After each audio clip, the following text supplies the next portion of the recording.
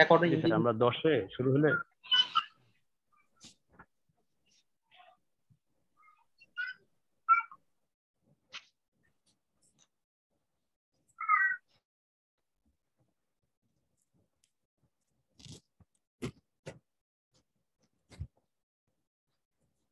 ওকে, শুভ অপরাহ্ন সকলকে. Good afternoon to all of you who has joined us in today's webinar titled Health and Well-Being, Labor Trafficking in Bangladesh, a Case Study. Special thanks to all our students for your interest.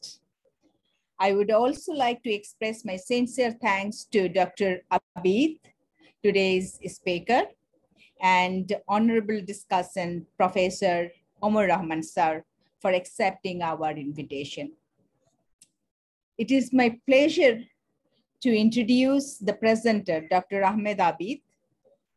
He is a filmmaker.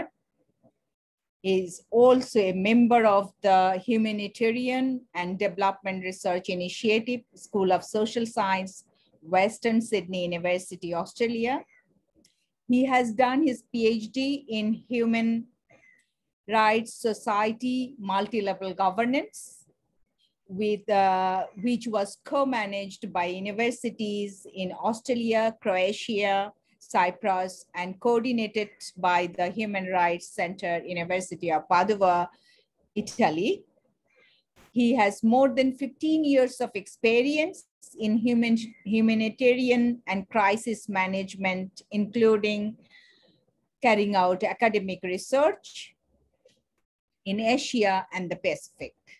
He worked as long-term election observer in Cambodia, as knowledge management coordinator for the largest human rights project search in Southeast Asia, funded by the Canadian government, and managed research projects at the CARE Lab for Communications and New Media Department, National University, Singapore.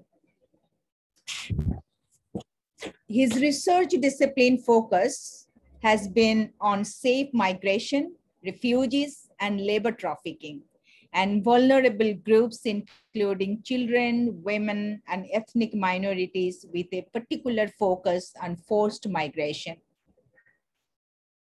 He is experienced in using a range of media and methodology tools and has worked with quantitative, qualitative, and mixed methods research approaches. His digital humanities work includes research-based films on Rohingya and Bangladesh boat people, The Dreaming Vendors, Votes Echoing Hope, then Click to Protect, Change to Connect on vulnerable children. He organized humanitarian events, including Rohingya Reality Rights, with multi-sectoral partners in Sydney, and organized the first traveling human rights film festival in Thailand as the artist director. So now I welcome Dr. Ahmed Abid. Thank you very much for accepting our invitation and came to present your research work. And thank you very much once again. I request you to present your lecture on health and well-being, labor trafficking in Bangladesh, a case study. Over to you, Dr. Ahmed Abid. Thank you very much, Professor. And it is a great opportunity to meet you and getting an access to your reputed university to give a keynote this afternoon. Shubho Ranno Shabaike. Thank you, Professor Muhammad Omar Ejaz Rahman, Director, Center for Health, Population and Development of University of Liberal Arts, for being the key discussant on my research. And thank you all other students and my friends, well-wishers who are present on this virtual webinar. Here, I would like to present my PhD research, the health and well-being, labor trafficking in Bangladesh, a case study. This was a long-term journey for me as a researcher. I'm going to show you the screen. IT team maybe would help me. So, can you see my screen? Yes. Yes, you can see. Thank you. Thank you very much. So let me give you a brief introduction about the presentation. First, I will talk about the background of the study. Here, I would like to present small notes of stories like 12 Takas Education, Noya Sindabad Nama. In these two core, I would like to give a brief introduction of this group of trafficked people who are Bangladeshi but explore job overseas in Southeast Asia, especially in Malaysia, through an irregular migration channel with the Rohingyas. Then I will give a brief about the research method. As an academic, I must introduce that. Then I will jump into findings. So there are 4 sub-alternatives from my research. I will start with Tana Khicha. That's a Bangla word, means that I'm really in a crisis moment in English. It's a kind of slang in Bangla. It's from Sirajganj area or around this area of Narayanganj Narsindi. And then I will try to give you brief information about what had happened to this group of people after being trafficked, especially about their general health consequences, and I will narrate how they mean about their situation, connection with the Gayatri Spivak's specific note, can subaltern speak, and then I will mention about the serious health consequences. Finally, I will introduce you with the mental health and well-being status of this group of people. At last slide, I will give a credit notes to all the stakeholders who supported our research project and who organized this event today. So, thank you very much. In the meantime, if you have any question, you can raise hand, or we can always come back after the key discussant, Professor Omar's speech later on. Thank you very much. So I will go for the presentation now.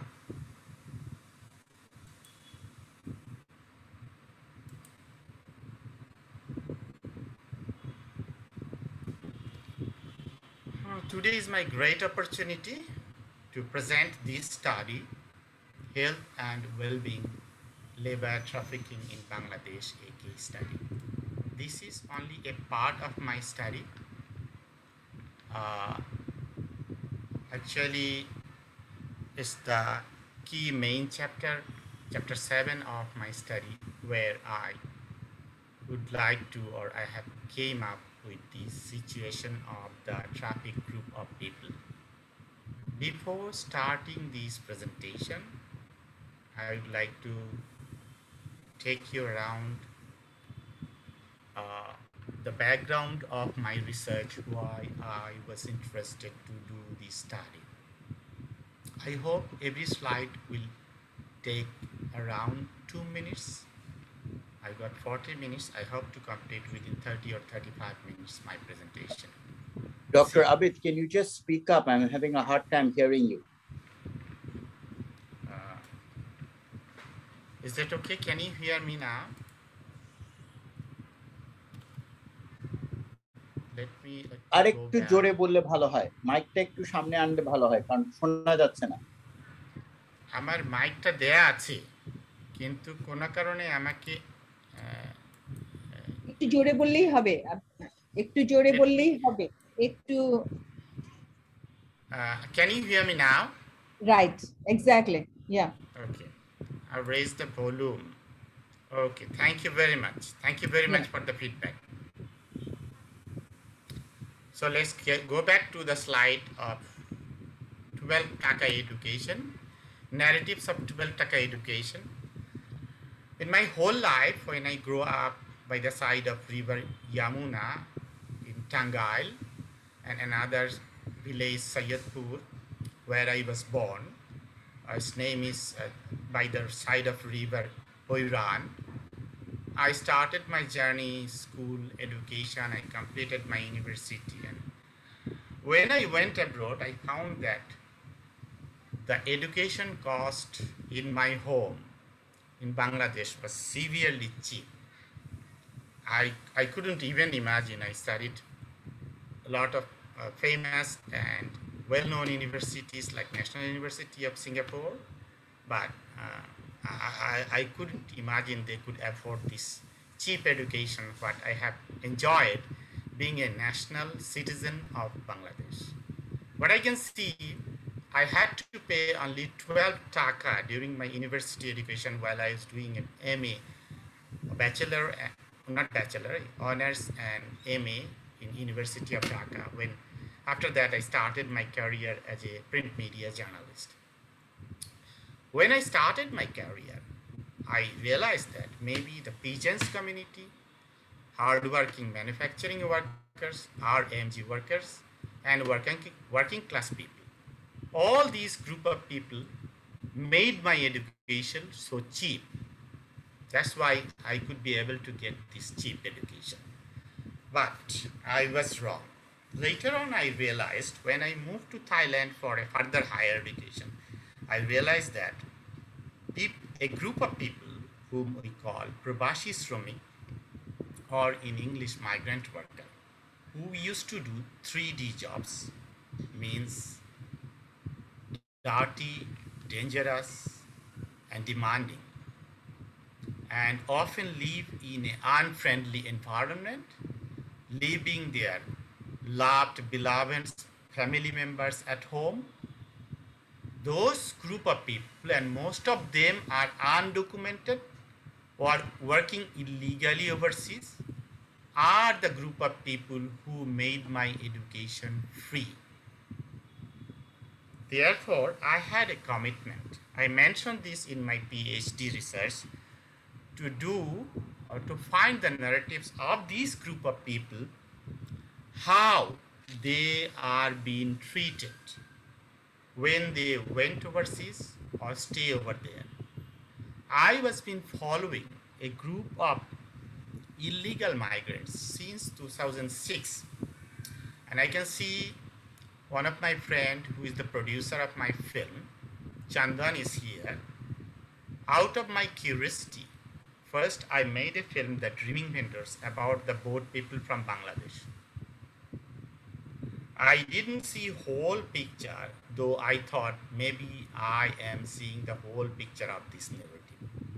Here I'd like to offer you the narratives of the trafficking or organized human smuggling through the Andaman Channel to Southeast Asia. These group of people's migration have been termed as mixed maritime migration, and there is a new notion about them, Asia's new boat people, because you know that first group of boat people from Asia emerged out of the Cold War after the Vietnam War, when a lot of Vietnamese and Cambodian Hmong people take boat and reach Australia and West to take refuge. Anyway, this phenomenon has been going on. What has happened? You can see there is a picture. This picture has taken from a report of SOHACAM and 45 Rights. SOHACAM is the Human Rights Commission of Malaysia. You can see that there is a boat, small boat around Cox's Bazar area and Rakhine state of Myanmar.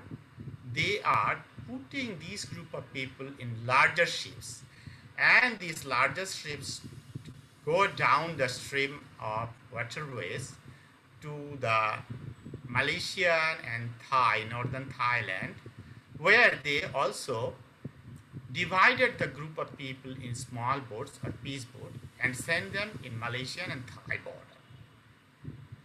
According to the IOM and news report, 170,000 migrants from Myanmar and Bangladesh were being smuggled by boat since 2012. The phenomenon became very severe when mass grave was found and more than 1,000 people got missing around the Thai-Malaysia border in 2015. And according to IOM and Bangladesh government's initiatives, only 2,813 people who are male were being able to get back or they return to Bangladesh. So this is the Noya Sindamadnama according to my research. This narrative, I'm going to expose you how it has been happening. According to the study of one local migrants organizations, OKAP, Obibashi Kormi Unnoyan Program, they did a wonderful study a little bit earlier when the phenomenon just started, and they found that a lot of people went missing from Araihajar and Narayanganj area. So what usually happens, these dalals or local broker goes door to door and step by step and approach to the people, a group of people who live just a little bit upper level poverty line. Like they could earn 8,000 to 10,000 Bangladeshi currency a month or more than $100. They could be a retail seller, street vendors, rickshaw pullers, or even local agricultural worker. Some of them are from the handloom factories of Narayanganj and Naushidri, because in that area a lot of handloom factories. They used to take a kind of small money like $50 to $300 from this group of people and send them through a small boat from the Teknaf or Teknaf related coastal area to the Bay of Bengal, where they have larger vessels, and there they wait 7 to 25 days, it's 1 week to 3 weeks, and then they started the journey towards the Andaman Sea through the Indian Ocean and reach coast of Thailand. The whole process is tricky because when the dalal says, "Tore jahaje koira Malaysia pathai do, I will send you to Malaysia through ship, and you will reach Malaysia by 1 week or 2 weeks." But what has happened? Normally, these group of people who doesn't know anything about regular migration or migration process, they held captive. They have been beaten severely, and their relatives were being called over phone, and after taking money ransom from each of the families, at least 3,000 to 2,000, they send them to the border of Malaysia where they want to reach. They might have relatives, friends, and they could get access to the illegal job market. This is a transnational human smuggling network from local area to international level. If you see, from community level, primary brokers work with the local agent in the coastal area, and then they reach to the international trafficking area like Myanmar Thai borders. These narratives has been called as Tarzan and dolphin visa narratives.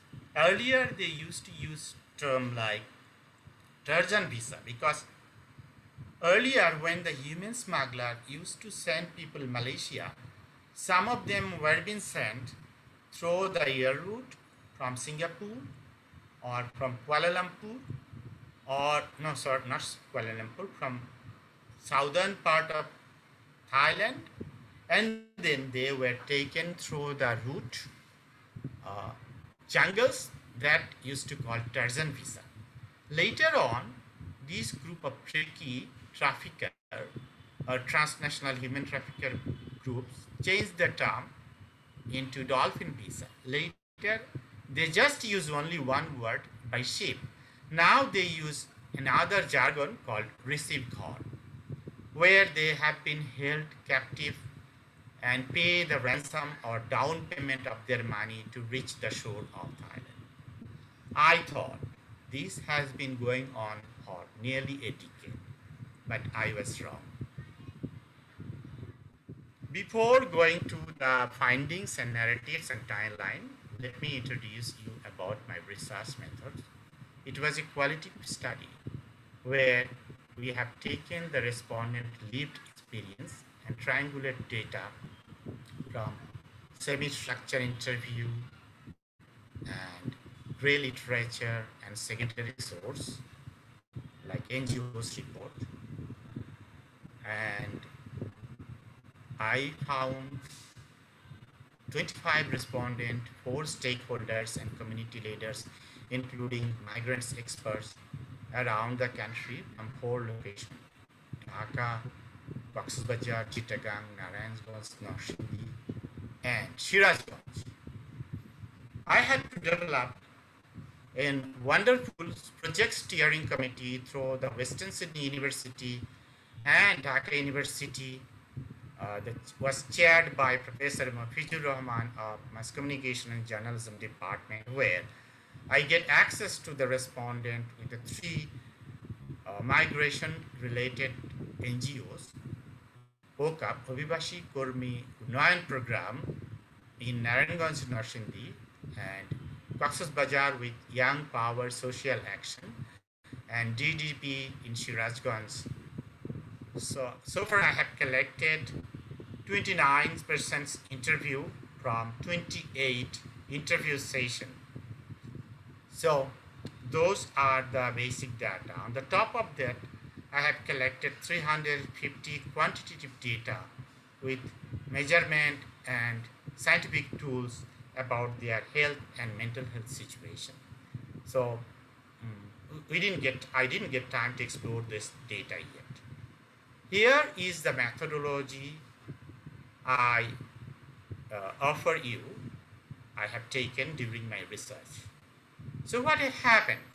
When I studied the literature, I found that there is a organized Rohingya trafficking channel from coastal area of Bangladesh to Malaysia. Actually, it has been extended to Australia since 1990s. Especially when in 2009, the trafficking for ransom has started, and those reports have been came out in the TIP report of US State Department. Wonderful technological invention happened in 2011 when bKash been introduced in Bangladesh, transferring the money through the digital system, and it allowed the trafficker to take the opportunity to secure ransom from this group of people. And there are a couple of things. Failures of G2G agreement to Malaysia gives a human trafficker chance to utilize it. According to the IOMX report, I found that there are 600 smugglers with 1,600 recruiter or boat operator active around the coastal area of Bangladesh and Myanmar, former Burma. So what had happened, you could see now, we have in 34 Rohingya camps, we have 1.1 million Rohingya refugees who used to take the boat trip from Bangladesh to Malaysia because they have no other choice, especially during this time of government intervention. they don't have any option to make fake national NID or passport of Bangladesh to explore their opportunities overseas. So they have only one way, and their funders or relatives at overseas, they are regularly contacting with them, sending the money. Somehow you'd end up in a boat and try to reach Malaysia or Southeast Asian coast. Then I will take to you in southern part, or maybe in Gulf area, Saudi Arabia or other Muslim countries. Not only that, there are similar amount of host community in Cox's Bazar who are at risk people. And these people are really poor people, especially the young people. They are being subject of trafficking. So this is the whole narrative just started after the liberation of Bangladesh and still been going on. How this could happen? My study findings comes to end through the 4 subaltern narratives. As a storyteller, I wanted to signify or find my study in a subaltern space or communication, subaltern voice, how they would like to explain. I found first situation is a kind of reciprocal situation with dalals and Tana-Khicha narrative. Means that when people are in severe distress due to their livelihood and stress of earning livelihood, who are 10% of Bangladesh population living nearly poverty line, who are in a stress how to feed their family maybe extended family, at least 4 to 6 members or 8 members of the families.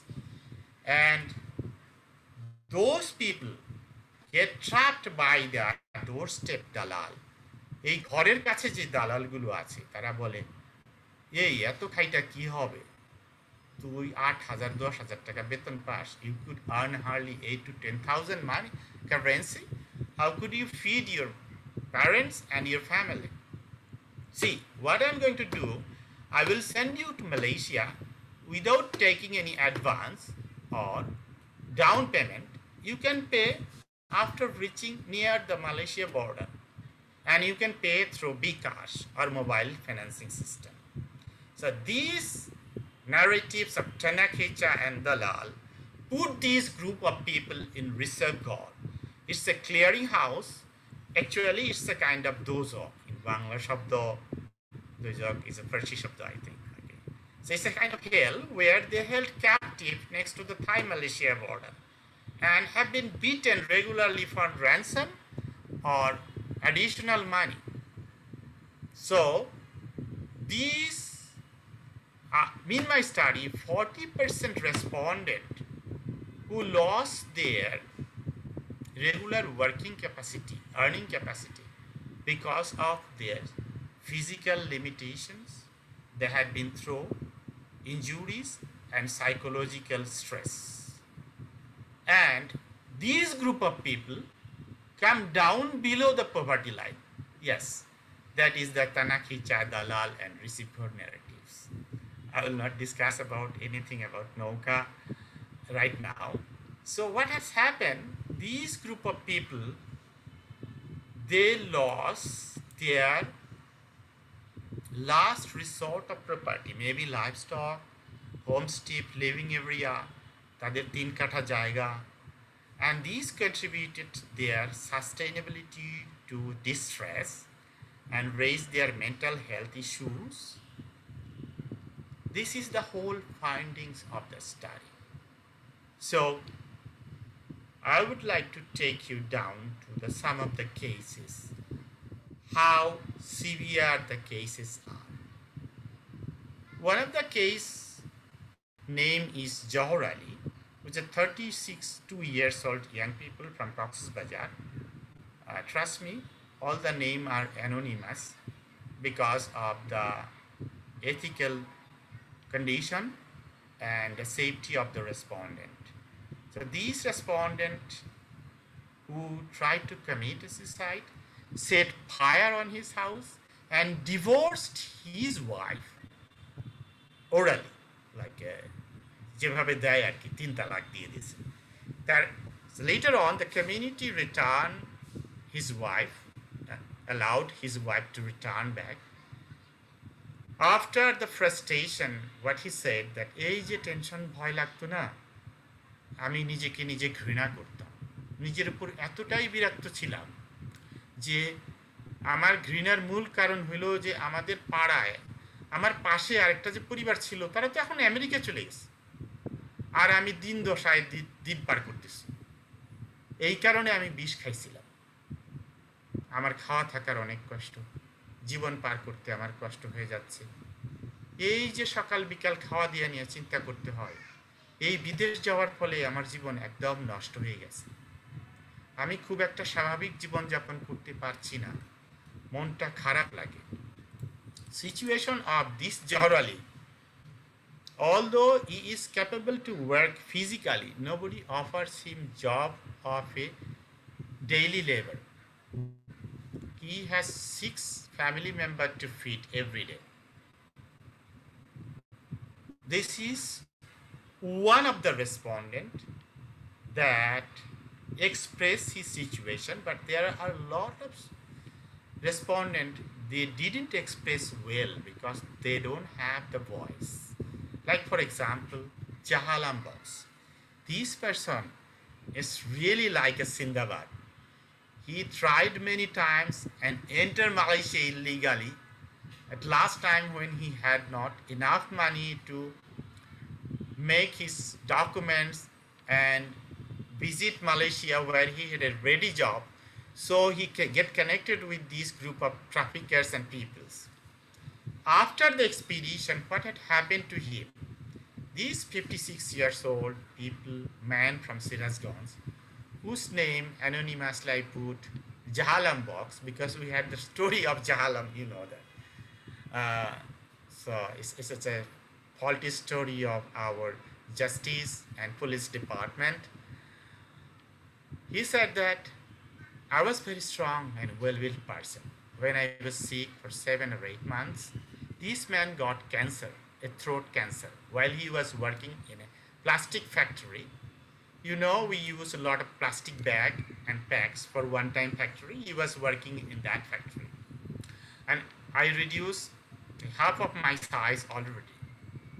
I need treatment to be alive. I told my mother, the amount of residential land I have now, if I want to continue the treatment, it's not enough at all. This man has been getting treatment in Anwar Khan Medical College Hospital where he spent 8 lakh Bangladeshi currency and ended up with nothing. My residence is around 4 decimals that I had only. Is 4 decimal এই জায়গাটা দেখুন এই এই সে বলছে যে আমি মাকে বলেছি যেইটুকু বাড়ি আছে সেটা যদি চিকিৎসা করি এতটুকু কুলাবে না ডাক্তারের কাছে যাই তখন দেখবো অনেক অসুখ আছে আমি যদি এমনিই মারা যাই তাহলে কোনো সমস্যা নাই আমার 4টা ছেলে মেয়ে ওদের যদি পায়ের নিচে মাটি না থাকে তাহলে ওরা কি করে খাবে আর 2 দিন আগে তো পরে আমি মারা যাবই I will die sooner or later means that this person has gone to an withdrawal position. Due to this person is a cancer patient, he could live 1 month, 1 week, 1 year, maybe more than 1 year. Who doesn't know? But he lose everything: his property, his mental strength, his savings, and his health. There, I would like to take you to use general health consequence. When this group of people were being kept captive before the boarding of boat in an area near to Cox's Bazar in caves and have been beaten regularly, given small amount of water or food, and they were not allowed to go outside before boarding to the larger ship. These people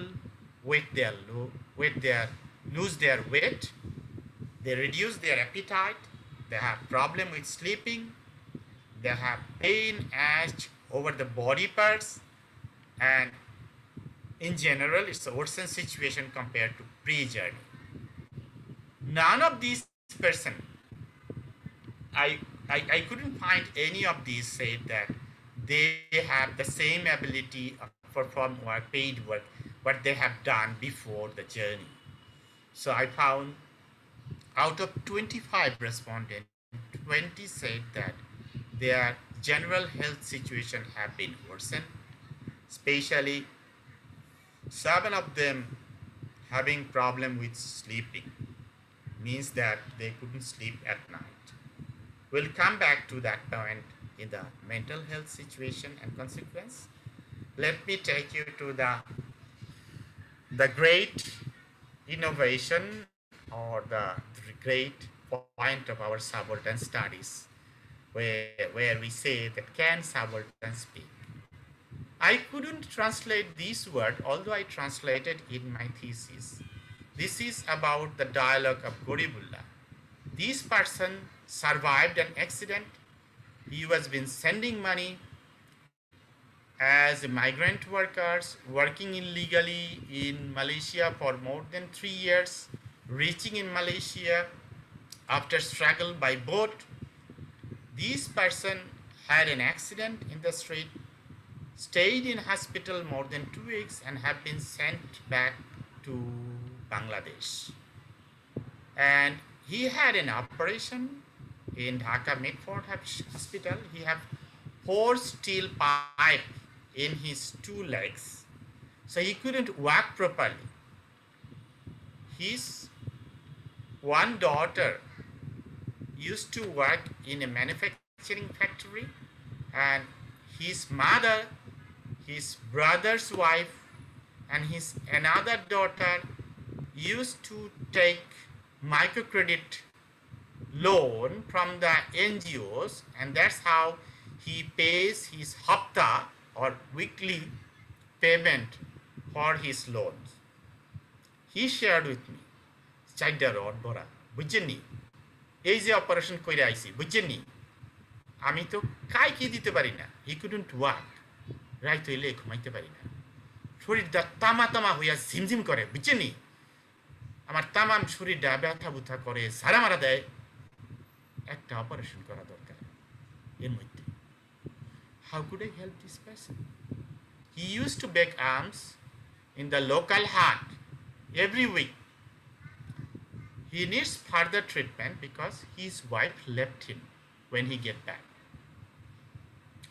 This is a case of Goribullah in Naranganj, is a case of mental depressed person, and he needs medical treatment. There is another person, young man, he is a madrasa student. He shared me with this. These group of people have seen lot of people who are weak. They were being sacrificed or chopped down by the knives in broad daylight and thrown in the water of ocean day by day. So when these memory get back, the way he narrates to me, এগুলি মনে হয়, স্বপ্নে মনে হয়, পরে খারাপ লাগে। এমনি মানে ঘুমের থেকে উঠা দেখি জাহাজের ভিতরে একটু কথাবার্তা, ওই যে ভুঁড়ি কাইটা ফেলাই দিতেছে, এটি দেখলে বেশি খারাপ লাগে। স্বপ্নে এগুলি ফেরত আসে। বউরে বলছি, না চিৎকার করে উঠি না, এমনিই ফজর হয়ে যায়, গা ঘুম ভাঙ্গে যায়। ওকা অভিবাসী কর্মী উন্নয়ন প্রোগ্রাম, দে হেল্পড হিম, হ্যাঁ করে জানাইছি, কয় ঠিক হয়ে যায় বোধ। That means OCAP doesn't have the capacity to support him for psychosocial support, or they don't have mechanism, and this person even doesn't know what's been going on with him. Can subaltern speak? Can I translate this word? আর তামাম শরীরটা ব্যথা বুথা করে, ঝাড়া মারা দেয়, অথবা হ্যাঁ স্বপ্নে ফেরত আহে, চিৎকার করে উঠি না, এমনি ফজর হইয়া জায়গা, ঘুম ভাঙা যায়। What amount of mental stress bring a people to this end? He couldn't sleep well because he has a hunting memory. My study found that general serious health consequence, broken hand, leg injury, paralyzed, or brutally beaten by a trafficker, broken legs by accident, skin disease, serious skin disease, or urinary disorder. And out of these all types of category, at least 1/3 of the people become unable to work. There are more lists. I'm showing you the last list where one person became mentally unwell. People call him pagal. This person tried to commit suicide. And there are some mentally inconsistent people. They are three that they have nightmares, they lost confidence, peace of mind. There are people, they couldn't take any decision. Like, if someone asks him, hey, you're waiting for your lunch and dinner. Have you taken your dinner or lunch? And they said, oh, I'm going to take it. They couldn't even take a decision for the next step, what they are going to do. And mentally down means that out of chronic psychological and physical injury, at least 2/3 of the people become unable to work. 8 respondents out of 25 respondents become mentally anxious and unable to work, inconsistent. So, out of these 24 respondents, my study is saying that actually 1/3 of them have reported mental health cases. 8 of them have depression, anxiety, and trauma, and all of them need mental, physical treatment. And on the top of that, they need rehabilitation program or project. Otherwise, the society's health will be unwell, because it will not end like this. There will be some other consequences in family. It could bring more violence, or it could bring more other fatalities. Thank you very much. I think I will stop here. But before stopping, thank you, Professor. I would like to mention all the people who have been involved with these people and today's event. Let me give credit to my supervisors, Dr. Gary and Nicole from the School of Social Science, Western Sydney University, Professor Dr. Arifin Siddiqui and Dr. Mafizur Rahman of Mass Communication and Journalism Department, who helped me to set up a steering committee with Hadri and Dhaka University to maintain the quality of the project. And that's how Humanitarian and Development Research Initiative of Western Sydney University, Human Rights Center of University of Padua, who provided me scholarship for this wonderful study. The Guardian and Suhakam Fortified Rights, their references photograph I used for these presentations. Arifur Rahman and Abdul Sabur from Young Power Social Action and their families, Oka family, Oibashi Kormi Unnayan Program, and DDB from Sirajganj, Asif Munir Migration Expert, Saiful Haq, Werbi Development Foundation, Parvez Siddiqui, Motiur Rahman Mitu, Jafar Khan, Shainul Abid, Abid Mullik, and Durlab, my research team in the field 2018, Professor Dr. Shahnaz Husne Jahan, General Education Department in University of Liberal Arts, and IT team of University of Liberal Arts, and our small team of Lokojog Public Paradigm. Thank you very much. Thank you very much for your excellent presentation. In fact, this presentation for us, for our students, it is very much introducing the subject to them, and I'm sure we will start thinking from today that how I want to thank you, all the people who asked your response. Thank all of them. Thank you very much once again for an excellent presentation. Now I request our ULAB Dean of Research, Professor of Public Health and Demography, and Executive Director, ULAB Center for Health, Population and Development, our own Professor Omar Rahman sir. Sir, I request you to share your valuable comments on the presentation just now presented by Dr. Abid. Thank you, Professor Shahnaz. Thank you, Dr. Abid, for a wonderful presentation on a very interesting topic. আমি কিন্তু একটু বাংলা ইংরেজি মিশিয়ে বলবো, কারণ narrative গুলো তো অনেকটা বাংলাতে ঠিক মতো বুঝতে না পারলে তো আপনি ঠিক মানে পুরা কি বলবো জটিলতা এখানে কি আছে ওটা তো ঠিক মানে প্রকাশ করাটা একটু কঠিন হয়ে যাবে ইংরেজিতে। তারপরে আমি জানি না এখানে কেউ আছে কিনা যারা বাংলা বোঝে না, কিন্তু আমি চেষ্টা করব বাংলা ইংরেজি বুঝিয়ে মানে মিশিয়ে বলতে আর কি। তো প্রথমত আমি আপনাকে ধন্যবাদ জানাতে চাই, কৃতজ্ঞতা জানাতে চাই যে এটা কিন্তু খুবই একটা আমি মনে করি গুরুত্বপূর্ণ একটা ক্ষেত্র।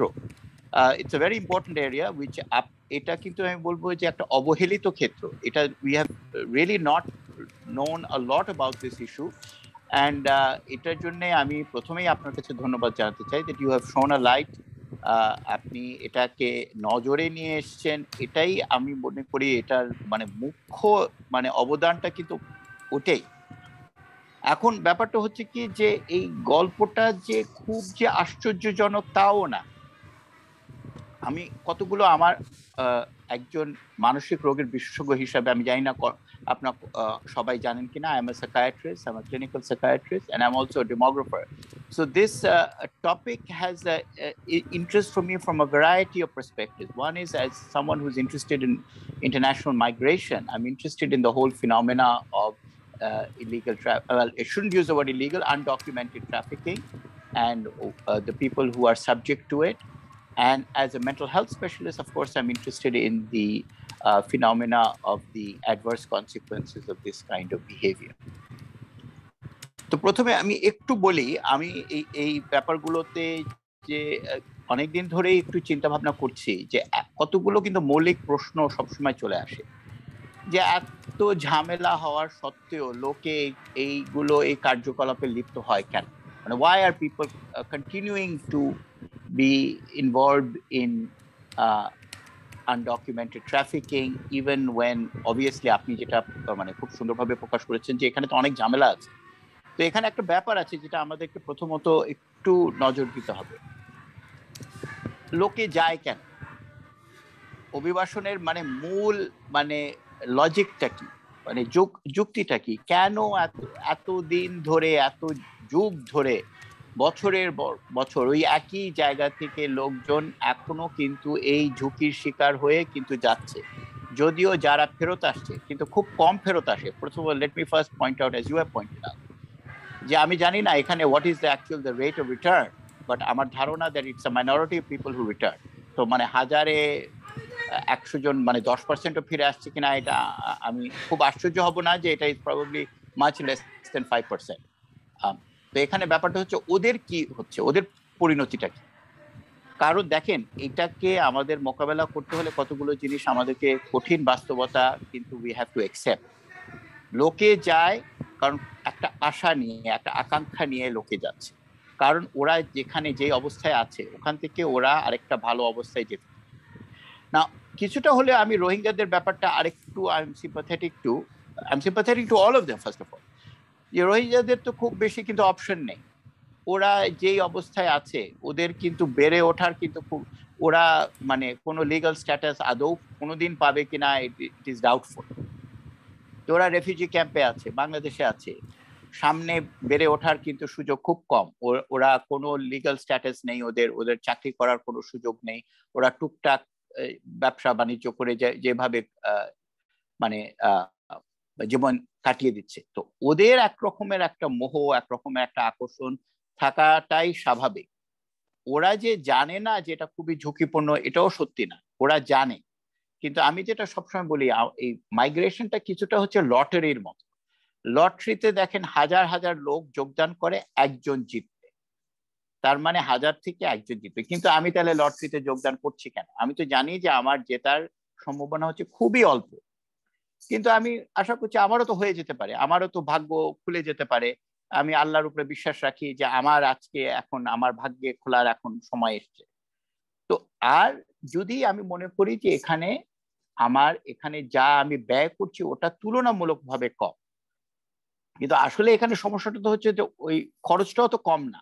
ওরা সবকিছু বিক্রি টিক্রি করে, জমি জামা বিক্রি করে, ঋণ নিয়ে যাচ্ছে একটা অসম্ভব একটা ঝুঁকিপূর্ণ একটা প্রয়াসে, যেটা ওরা যে একেবারে জানে না যে এখানে অসম্ভব একটা ঝুঁকি আছে, এটাও কিন্তু I am not clear about. হয়তো আপনি এটার ব্যাপারে আমাদেরকে একটু মানে জানাতে পারবেন যে ওরা যাবার আগে কতটুক ওদের তথ্য আছে।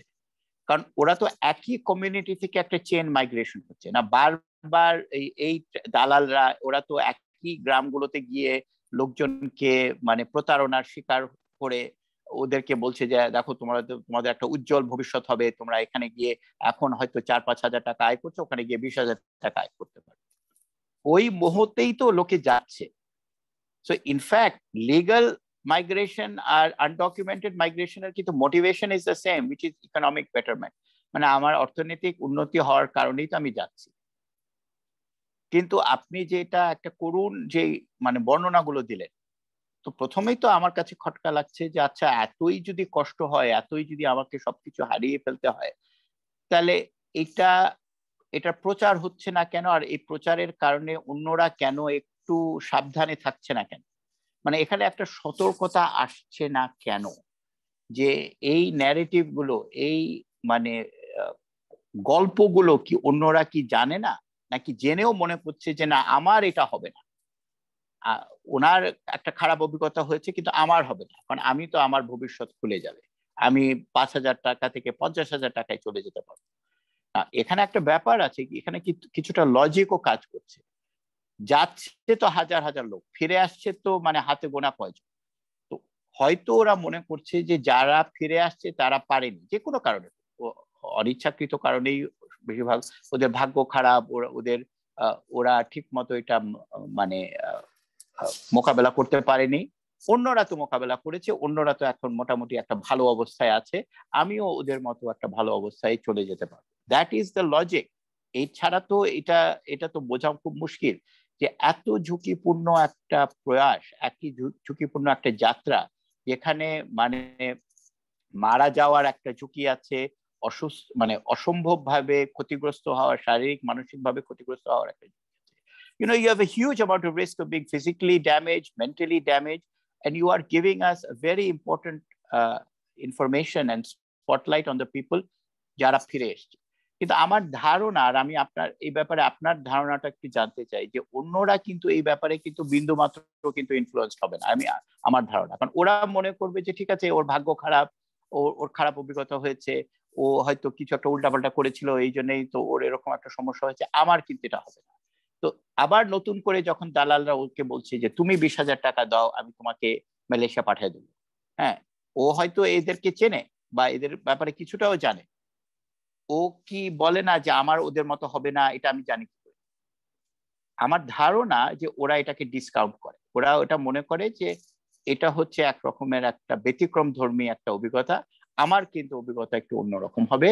আমি কিন্তু ইনফ্যাক্ট এটা যেই উদ্দেশ্যে আমি যাচ্ছি ওটা কিন্তু আমি ভোগ করতে পারবো, আমি শেষ পর্যন্ত মালয়েশিয়া থাইল্যান্ডে গিয়ে পৌঁছাতে পারবো, ওখানে ভালো চাকরি করতে পারবো, ভালো আয় করতে পারবো, বা ওখানে না আয় করতে পারলে আমাকে হয়তো ওরা মানে কোনো না কোনো আয়োজনে সাউদিতে পাঠিয়ে দেবে, গালফে পাঠিয়ে দেবে, বা একদম যেটা স্বপ্নের একটা ব্যাপার, আমি হয়তো ইউরোপে চলে যেতে পারবো। বা রিসেন্টলি তো আপনি হয়তো জানেন যে পত্রিকায় অনেক লেখালেখি হচ্ছে যে লিবিয়া থেকে ইউরোপে যাওয়ার সময় ওই যে মানে মেডিটেরেনিয়ান সাগর পার হয়ে গিয়ে, ওটা খুব অসম্ভব ঝুঁকিপূর্ণ, প্রতি সপ্তাহে লোকজন মারা যাচ্ছে, মানে ওসব, কিন্তু তারপরেও তো যাচ্ছে। তো এইটা একটা ব্যাপার যে মানুষের মনের মধ্যে একটা আকাঙ্ক্ষা এত জোরালো ভাবে ঢুকে যায়, এক রকমের একটা স্বপ্ন, যে ওরা কিন্তু এই ঝুঁকি নিতে রাজি আছে। যদি আপনি বলেন যে আচ্ছা দেখেন আপনার 80% চান্সে আপনি মারা যাবেন, আমি মনে করি, আর এটা নিয়ে হয়তো একটা স্টাডি করা উচিত, যে এটা বললেও হয়তো যাবে, কারণ ও মনে করছে 80% মানে তো 20% আমি বেঁচে যাব, আর 20% মানে আমি মানে আমার অবস্থা এতটাই পরিবর্তন হবে, আমার মানে পরিবারের মানে ভবিষ্যৎ পাল্টে যাবে, তো আমি এই ঝুঁকি নিতে রাজি আছি।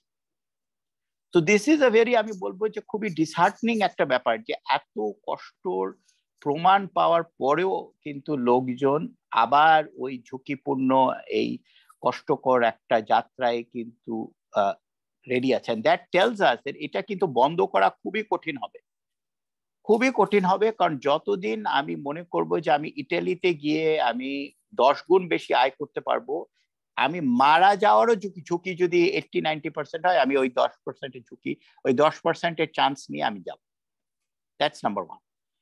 তো এটাই আমি বলবো, this is the much more মানে কমপ্লেক্স পার্ট, যে হিউম্যান ট্রাফিকিং বন্ধ করা, লেবার ট্রাফিকিং বন্ধ করা যে খুব কেন এত কঠিন, এটা নিয়ে কিন্তু আমাদের একটু চিন্তা করা উচিত, যে যতদিন আমাদের আশা আকাঙ্ক্ষা থাকে। আর আমাদের তো এখানে মানে বাংলাদেশও একটা ন্যারেটিভ, যদিও বাংলাদেশের অর্থনৈতিক অবস্থা অনেক ইমপ্রুভ করেছে, interestingly enough trafficking has increased, অর্থনৈতিক অবস্থা ইমপ্রুভ করেছে ফ্রম লাস্ট 25 ইয়ার্স, তারপরেও কিন্তু দেখেন ট্রাফিকিং এর মাত্রা কিন্তু পরিসরটা অনেক বেড়ে গেছে। কিছুটা হচ্ছে যে ওদের এখন টাকা পয়সা আছে, ওদের ট্রাফিকারদের মানে যে খরচটা দেওয়ার হয়তো এখন সামর্থ্য আছে, যেটা আলট্রা পুয়াররা কিন্তু ট্রাফিক হচ্ছে না এখন, ওদের তো ওই খরচ দেওয়ার মতো কিন্তু সুযোগ নেই। যারা ট্রাফিক হচ্ছে তাদের কিছুটা কিন্তু অ্যাসেট আছে, জমি আছে, ভিটে বাড়ি আছে, কিছুটা বিক্রি করে ঋণ নিয়ে বা ওদের নিজেদের ফ্যামিলি নেটওয়ার্ক থেকে কিছুটা সুযোগ নিয়ে ওরা যাচ্ছে।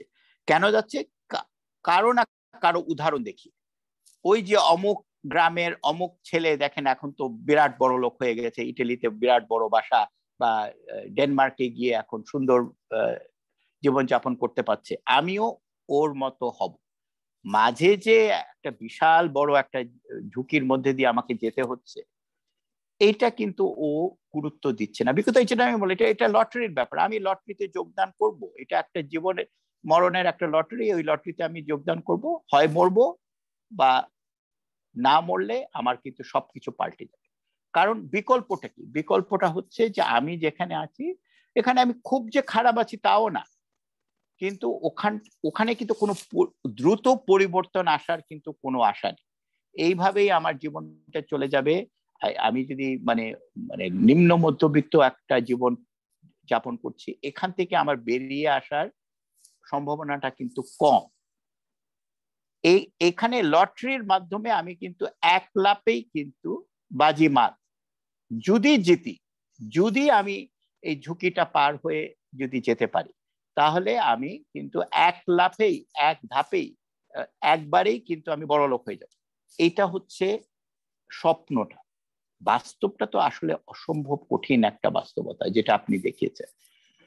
কিন্তু আমার ধারণা যে এই যাত্রা কিন্তু সহজে বন্ধ করা যাবে না, যতক্ষণ ওই একজন আছে যে কোনো না কোনো ভাবে মানে এই যাত্রা অতিক্রম করে একটা জায়গায় একটা ভালো অবস্থানে যেতে পেরেছে। ওই একজনের মানে উদাহরণটা কিন্তু অন্য সব ন্যারেটিভকে কিন্তু মানে ডুবিয়ে দেয়। কারণ আমি তো ওই একজনের মতো হব, আমি তো ওই আরো 10 জনের মধ্যে 10 জনের মধ্যে 8 জনও যদি মারা যায়, আমি তো 8 জনের মতো হব না, আমি জিতে যাব। কারণ আমার দৃঢ় বিশ্বাস যে আমার ভাগ্য ভালো, right? So that I think is the complex reality of it. আর এটা কন্ট্রোল করাটাও খুবই ডিফিকাল্ট, কারণ এগুলো তো পুরোপুরি মানে একটা অবৈধ একটা মানে ট্রাফিক, তাই না? আপনি কিভাবে আপনি মানে ইন্টারন্যাশনালি এটা বন্ধ করা আমার মনে হয় যে খুবই কঠিন হবে। আর এটা ইনফ্যাক্ট করা যায় যতদিন একটা মৌলিক তফাৎ থাকবে অর্থনৈতিক অবস্থায় between, as long as Malaysia is richer than Bangladesh, people will want to go to Malaysia. উল্টোটা আমি বলি, মালয়েশিয়া থেকে কেউ কি ট্রাফিক হয় বাংলাদেশে? অবশ্যই না। বাংলাদেশের অর্থনৈতিক অবস্থা যখন বেটার হবে তখন এই ট্রাফিকটা নিজে থেকেই কমে যাবে, এখানে সুযোগ সুবিধা বাড়বে। যখন ও নরসিংদীতে আর সিরাজগঞ্জে বসে মোটামুটি একটা কি বলবো কাঙ্ক্ষিত আয় করতে পারবে, তখন ওর ইটালি মালয়েশিয়া যাওয়ার মোহটা কমে যাবে। হয়তো ইটালি যেতে পারবে, যেতে চাইবে, কারণ ওখানে ওই তফাৎটা তো কমতে দেরি আছে। So that's the first thing. Now, with regard as a mental health professional, I totally agree with you. এদের কিন্তু ওরা অসম্ভবভাবে ক্ষতিগ্রস্ত। আমার ধারণা যে যারা ফিরে এসছে তারা তো, first of all, we don't even know how many people have died. অনেকে তো হয়তো মারাই গেছে, ওদের কোনো খোঁজ খবর নেই, কোথায় মারা গেছে, ডুবে গেছে, ওদেরকে পানিতে ফেলে দিয়েছে, ওদেরকে ওই যে মাঝখানে তো ওই যে ম্যাস গ্রেভও পাওয়া গিয়েছিল থাইল্যান্ড আর মালয়েশিয়ার বর্ডারে। তো এগুলো তো নতুন কিছু না, ওই একটা পাওয়া গেলে মানে আরো 10টা আছে যেটা পাওয়া যায়নি। আর এদের ব্যাপারে তো এটা ফলো করাটাও তো খুব কঠিন। হারিয়ে গেছে, লোকে কিন্তু বলতে চায় না যে মারা গেছে, কারণ তখন আশাটা থাকে যে কোথাও না কোথাও আছে, কোনো না কোনো সময় ফিরে আসবে। যারা ফিরে আসছে, they are a tiny fraction of the people who are going. এরা যে অসম্ভবভাবে ক্ষতিগ্রস্ত এটা মানে নিঃসন্দেহ, মানসিকভাবে ক্ষতিগ্রস্ত, শারীরিকভাবে ক্ষতিগ্রস্ত। এদের মানে যত্ন করা, এদের মানে পর্যাপ্ত যত্ন, এটা অবশ্যই আমাদের একটা সামাজিক দায়িত্ব। That I agree in principle. বাস্তবতা হচ্ছে যে এদের যত্নটা কে করবে? প্রথমে গেছে তো অবৈধভাবে, এটা দায়িত্বটা কার? ওদের পরিবারে। ওরা তো সবকিছু বিলীন হয়ে গেছে, ওরা তো ওরা তো আনসাকসেসফুল মাইগ্রেন্ট। ওটাও একটা ব্যাপার আছে, কিন্তু আপনি যদি দেখেন মানসিক চাপের একটা বড় ব্যাপারটা হচ্ছে যে আমি পারলাম না, আমি এত কষ্ট করে সবকিছু বিলীন করে সবকিছু মানে এই ঝুঁকিটা নিয়ে সবকিছু বিসর্জন করেও আমি পারলাম না, তার মানে আই এম আ ফেলিয়ার। এটা কিন্তু একটা বড় মানসিক একটা চাপ। তারপরে তো শারীরিক নির্যাতনের শিকার হয়েছে, এটা তো বলাই বাহুল্য, এটার একটা বিশাল বড় একটা লং টার্ম দীর্ঘমেয়াদী একটা প্রতিক্রিয়া হবে। Post traumatic stress disorder is almost everyone who goes through this is subject to this, right? And these are long standing issues. রিয়ালিটিটা হচ্ছে কি, এগুলোর চিকিৎসা কিন্তু একদিন দুদিনের ব্যাপার না, ওকে একদম দীর্ঘমেয়াদী চিকিৎসা নিতে হবে। আর এই চিকিৎসা কিন্তু ফার্স্ট অফ অল আমাদের রিসোর্সও নাই। পুরা বাংলাদেশে মাত্র, আমি একবার একটা জরিপ করেছিলাম, মেন্টাল হেলথ প্রফেশনাল এত ঘাটতি আছে, কোয়ালিফাইড সাইকিয়াট্রিস্ট মাত্র ছিল 40টা 16 কোটি লোকের জন্য। কোয়ালিফাইড ছেড়ে দিলাম, সাইকোলজিস্ট আরো কম। Strangely enough there are more psychiatrist and psychologist. তারপরে আমি যদি বলি যে কতগুলো সংগঠন, আর আমি ওদেরকে অনেক ক্রেডিট দিই, অনেক কৃতজ্ঞতা ওদের কাছে জ্ঞাপন করি যে ওরা কিছুটা হলেও চেষ্টা করছে ইনফর্মাল ভাবে প্যারা প্রফেশনালদের দিয়ে কিছুটা এই কাউন্সেলিং করার জন্য, অনেকভাবে এদেরকে কিছুটা সাহায্য করার জন্য। কিন্তু এটা তো একটা ওভারঅল একটা সলিউশন হওয়াটা কিন্তু difficult. I will be honest with you. I think the unfortunate reality হচ্ছে যে সাবঅল্টার্ন ন্যারেটিভ গুলো হয় কেন? Because there are subalterns, right? Subaltern যতদিন থাকবে ওই সাবঅল্টার্ন ন্যারেটিভ থাকবে। আপনি সাবঅল্টার্ন ন্যারেটিভ কিন্তু বন্ধ করতে পারবেন না যতক্ষণ না বৈষম্যটা কমিয়ে দিতে পারবেন। যখন ক্লাস বৈষম্য থাকবে না, যখন বাংলাদেশে ওদের অর্থনৈতিক অবস্থাটা ইমপ্রুভ করবে, তখন এটা নিজে থেকে কিছুটা হলেও কমে যাবে। বাট আই থিঙ্ক যেটা আমাদের একটা দায়িত্ব, এই যে আপনার ফাইন্ডিং গুলো আমার মনে হয় ফলাওভাবে প্রচার করা উচিত। আমার আশা হচ্ছে যে এই ফাইন্ডিং গুলো প্রচার করলে কিছুটা হলেও লোকজনের মনের মধ্যে একটু দাগ কাটবে, একটু নাড়া দেবে, একটু চিন্তা করবে যে আমি কি এই ঝুঁকি নিতে চাই, আমার এখানে জিতবার সম্ভাবনা কি। আর উল্টোটা না জিতলে তো বিশাল বড় একটা ক্ষতি। But I am not hopeful. আমি মনে করি প্রচার করাটা ভালো। লোকজন, আমি অবশ্যই আমরা যেটা বলি মেকিং এন ইনফর্মড ডিসিশন, কিন্তু আমার ধারণা হচ্ছে কি লোকে কিন্তু এগুলো ডিসকাউন্ট করে। আপনি যতই বলেন যে 100 জন গেলে 80 জনই মারা যাবে, তারপরে লোকে যাবে। But still I think I commend you for a fantastic research project. আপনি খুব সুন্দরভাবে এই 4-5 জনের জীবন বৃত্তান্তের মাধ্যমে কিন্তু একটা খুব জটিল একটা ফিনোমেনা কিন্তু আপনি তুলে ধরেছেন। This is much more important than all the statistics in the world. আমি কোয়ান্টিটেটিভ স্টাডি করতে পারি, আমি 1000 জনকে র্যান্ডম স্যাম্পল করে জানাতে পারি আপনাকে যে আচ্ছা দেখেন এটার প্রবাবিলিটি হচ্ছে 20%, 30%. What does it matter if it's 20% or 80%? The people are suffering, and people are suffering a tremendous amount. So I want to thank you for that. I was fascinated by it. As I said, professionally, both my hats as a mental health professional, as a demographer who is interested in migration, but most importantly as a human being. এগুলো কিন্তু আমি কি বলবো ভয়াবহ narrative, আর আমার কিছুটা হলেও আমারও কিন্তু ওই একই প্রশ্ন আবার বারবার চলে আসে, এত কিছু জানার পরে লোকে যায় কেন? এত কিছু হয়তো জানে না, এটাও একরকম ব্যাপার, যে ওটার একটা পজিটিভিটি হতে পারে যে আপনি এটাকে আরো প্রচার করেন, এটাকে ফলাওভাবে কোথাও না কোথাও কারো না কারো একটা মানে দাগ পড়বে যে হয়তো আমার চিন্তা করা উচিত। আর ওই যে পরিবার থেকে যে একটা চাপ যে আরো কিছু একটা ভালো করো, আমরা তো এখানে এইভাবে থাকতে পারবো না, that may help. So once again, thank you for a fascinating study of a very neglected area. And again, I thank you for giving voice to those who have no voice. Thank you. Thank you, sir. Thank you very much.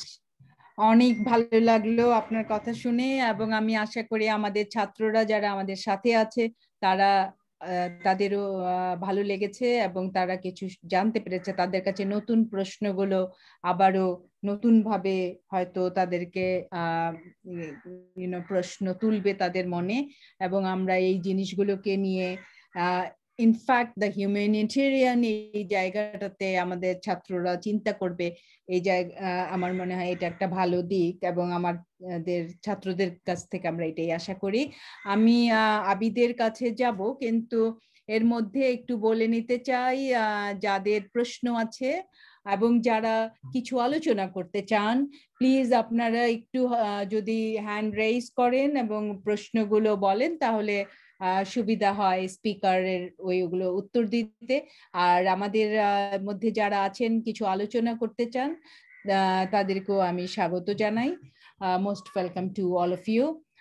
আমি এখন ফেরত যাচ্ছি আবিদের কাছে, যদি আবিদ কিছু comment করতে চায় স্যারের কথার উপরে ভিত্তি করে, আর এর মধ্যে যে প্রশ্ন আসলে আমরা সেগুলোকে অ্যাড্রেস করবে। Yes, doctor Abid. ধন্যবাদ প্রফেসর শাহনাজ জাহান।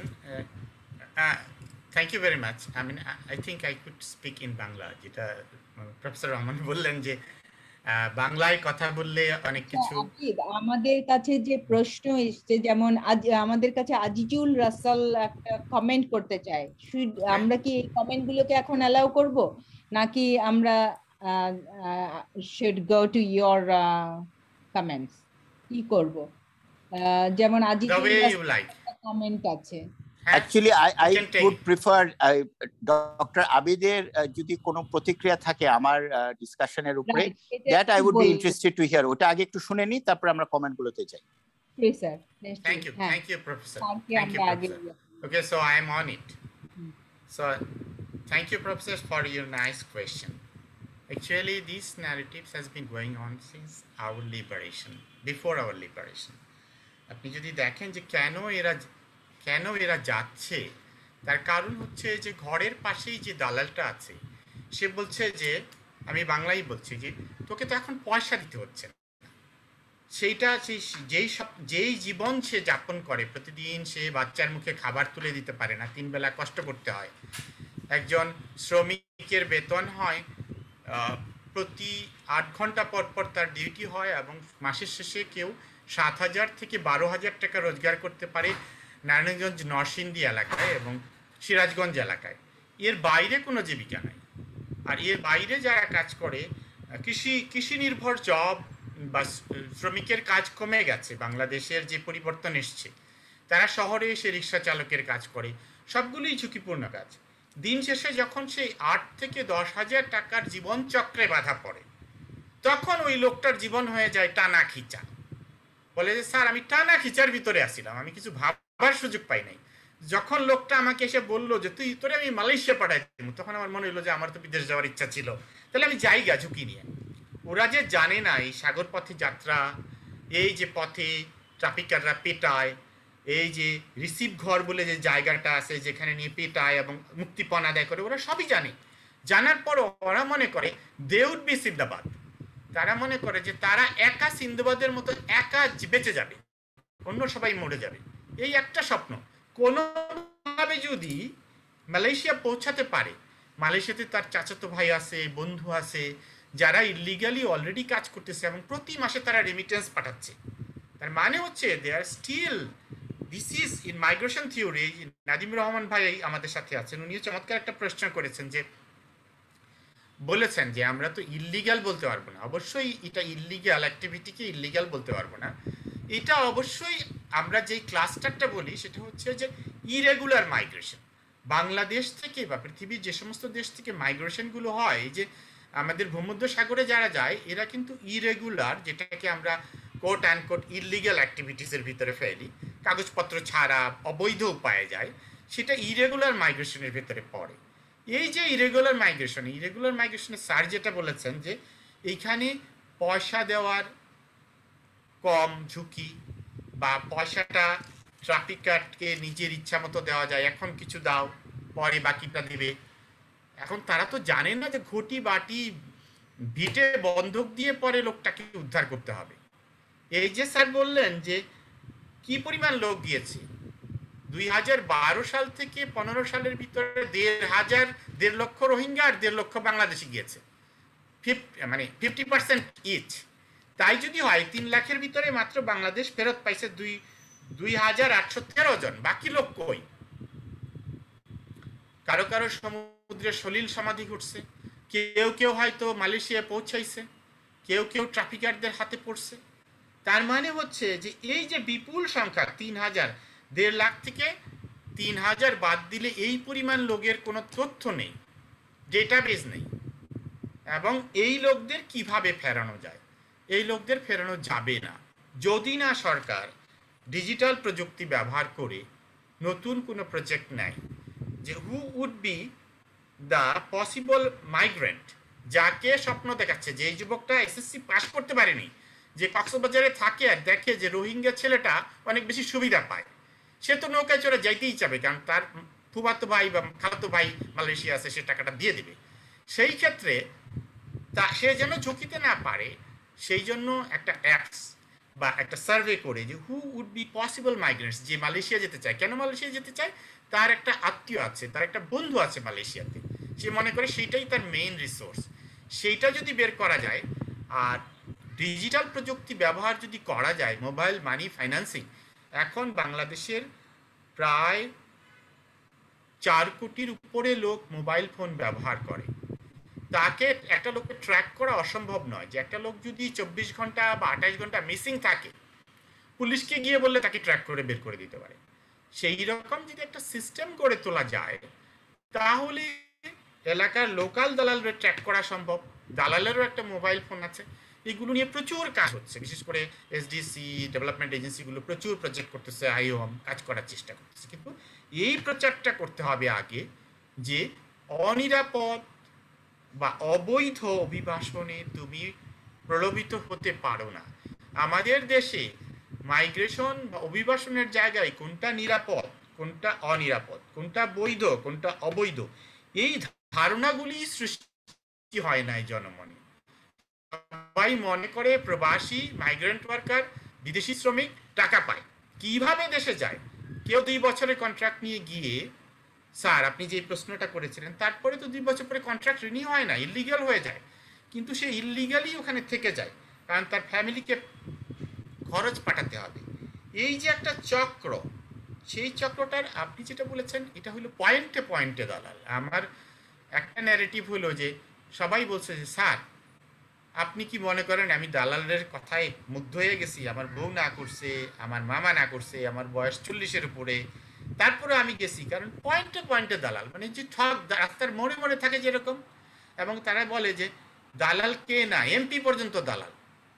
মানে বিষয়টা এইরকম যে দালালাইজেশনের প্রক্রিয়াটা দেশে এমনভাবে হয়েছে যে দালালের লম্বা হাত, সে এই বাংলাদেশের সেই কক্সবাজার থেকে হোক, বা নারায়ণগঞ্জ নরসিংদীর সামান্য গ্রাম থেকে মালয়েশিয়া পর্যন্ত তার হাত লম্বা, সেখানে সে লোকটা জেলে গেলে তার সাথে ফোনে কথা বলতে পারে। একমাত্র দালালের যে অর্গানাইজড নেটওয়ার্ক আছে এবং যে সার্ভিসগুলো সে দেয়, সেইটার বাইরে এরা তো অন্য কোনো অল্টারনেটিভ সার্ভিস পায় না। এইটা একটা বড় কথা। আরেকটা জিনিস হচ্ছে যে সরকার যদি আইনগতভাবে সিদ্ধান্ত নেয় তুমি অবৈধভাবে দেশে গেলে তোমাকে বিদেশে গেলে জেলে যেতে হবে, তোমাকে জেল খাটতে হবে 2 বছর 5 বছর, যেরকম ফিলিপিন্সে আছে, অন্যান্য দেশে আছে, সেই জায়গাগুলো যদি শক্ত করা যায় তাহলে হয়তো যা এবং প্রচার করা যায় তাহলে হয়তো এর মাত্রাটা, প্রলোভিত হওয়া যুবকের সংখ্যাটা বা যারা তারা 2 বার ভাবার সুযোগ পাবে, এই জায়গাটা বোধ হয় একটা জায়গা। আর প্রচুর কাজ হচ্ছে, ওই লোকটিকে বোঝাতে হবে যে তুমি তোমার জীবনকে ঝুঁকির মুখে ফেলবে, তোমার পরিবারকে ঝুঁকির মুখে ফেলবে, ফিরে এসে তোমার স্বাস্থ্য ঠিক থাকতে পারবে না, তোমার পরিবার তোমার বোঝা টানতে পারবে না, তার মানে তুমি একটা নিপতিত জীবন যাপন করবে। এই মেসেজটা, এই 3টা বাক্য যদি পৌঁছে দেওয়া যায় বাংলাদেশের পসিবল মাইগ্রেন্ট হতে চায় বা ভবিষ্যৎ অভিবাসী যারা হতে চায় তাদের কানে কানে, এটা খুব কঠিন ব্যাপার না, তাহলে হয়তো অনেক বিষয়ই কমে আসতে পারে। আমি জানি না স্যার আপনার কথার সঠিক জবাব দিতে পারলাম কিনা। আচ্ছা, আমি একটু একটা মন্তব্য রাখি। আপনি যেটা বলছেন আমি ওটার সাথে একদম পুরোপুরি একমত, কিন্তু আমি অনেস্টলি বলি আমি মনে করি না এটা একেবারে সফল।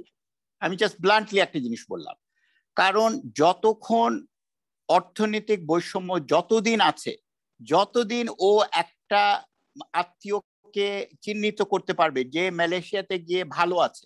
আপনি তো বললেন যে ও কারা যায় যাদের কোনো না কোনো সামান্যভাবে হলেও একটা নেটওয়ার্ক আছে, যাদের কারো না কারো কাউকে না কাউকে ওর চেনে। যতদিন ও একজনকে চিহ্নিত করতে পারবে যে ও আমার আত্মীয়, ও আমার পাশের গ্রামের আমার চেনাশোনার আত্মীয়, ও তো ভালো আছে, যতদিন ওই ন্যারেটিভটা আছে, আপনি যতই বলেন না কেন। আর আমি আপনাকে বলি ওই যে পেনাল্টি বাড়িয়ে কোনো লাভ হয় না, এটা হচ্ছে ড্রাগ ট্রাফিকিং এর মতো।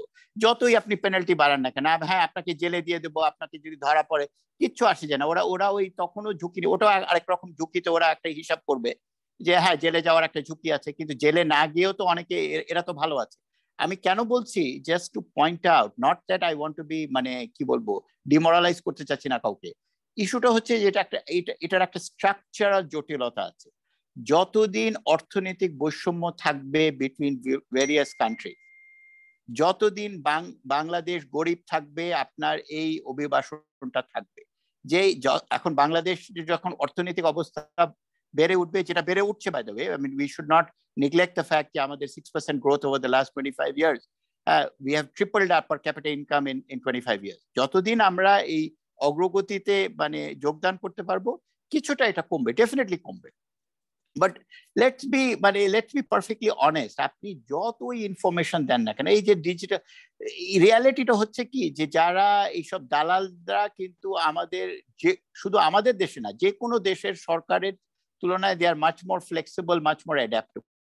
বাট আপনি একটা ভালো পয়েন্ট তুলেছেন যে ওরা কিন্তু কতগুলো সার্ভিস দিচ্ছে ওদেরকে, যেটা ওদের কাছে আকর্ষণীয়, যেটা কোনো সরকারই কিন্তু এটা বিকল্প দিতে পারছে না। কারণ ওরা কি দিচ্ছে, দে আর সেলিং আ ড্রিম, একটা আকাঙ্ক্ষা ওরা কিন্তু বিক্রি করছে, একটা আশা, একটা স্বপ্ন, যে তুমি তোমার ওই যে একজন আত্মীয় আছে, ও তো এখন দেখো গাড়ি চালাচ্ছে, ও এখন কত ভালো আছে, হ্যাঁ তুমিও ওর মতো হয়ে যেতে পারো। যতদিন এই ন্যারেটিভটা থাকবে আপনি কিন্তু এটা সহজে বন্ধ করতে পারবে না। যদিও I totally agree with you যে যত বেশি ইনফরমেশন হবে অ্যাবাউট রিস্ক, যে ঝুঁকির ব্যাপারে যত বেশি জানানো হবে, এটাতে কিছুটা হলে কিছুটা লাভ হবে। But I am not very hopeful যে বড় সড়ো কোনো পরিবর্তন আসবে। But this is my own personal feeling. এটা যদিও personal feeling based on the research. In fact মানে undocumented irregular migration তো in fact has massively increased over the last 2 decades. হ্যাঁ, তো প্রযুক্তির সাথে আবার ওরাও প্রযুক্তি অ্যাডাপ্ট করছে। আপনি যেমন বলেন বিকাশ ইজ এক্সেলেন্ট প্রযুক্তি, কিন্তু এই প্রযুক্তির কারণে কিন্তু দালালদেরও মানে জীবনটা আরো সুবিধা হয়ে গেছে। প্রত্যেকটা প্রযুক্তি কিন্তু ওরা কাজে লাগায়, সরকার যেমন কাজে লাগায় ওরাও কাজে লাগায়। But anyway I agree with you, it's a very complex problem. আর এটা যে একটা ভয়াবহ যে একটা যাত্রা, এটার প্রচারটা যতটা আমরা করতে পারবো এটাতে ডেফিনেটলি কিছুটা লাভ হবে। কতটা ইম্প্যাক্ট হবে I am not sure, but কিছুটা হবে। সরি, আমি এটাই বলতে চাচ্ছিলাম আর কি। Thank you sir.